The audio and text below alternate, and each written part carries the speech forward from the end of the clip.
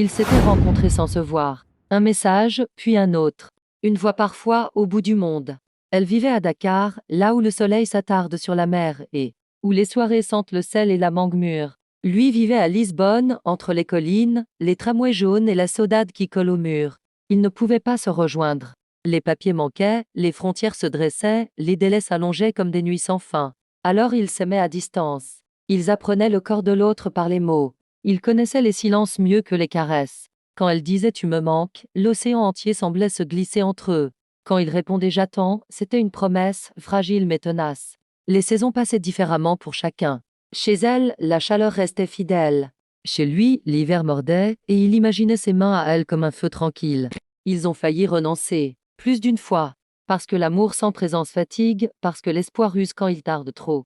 Mais quelque chose résistait, un fil invisible, tendu entre deux continents. Puis un jour, enfin, le possible est devenu réel.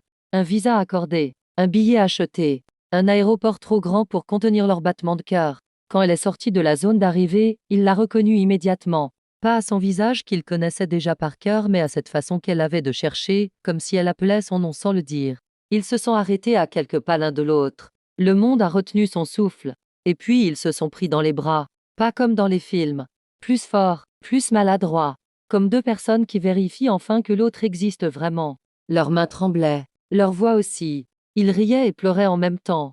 Ce jour-là, l'Afrique et l'Europe n'étaient plus séparées. Elles tenaient dans une étreinte. Et ils ont compris une chose simple et immense, l'amour n'efface pas les frontières, mais il apprend à les traverser.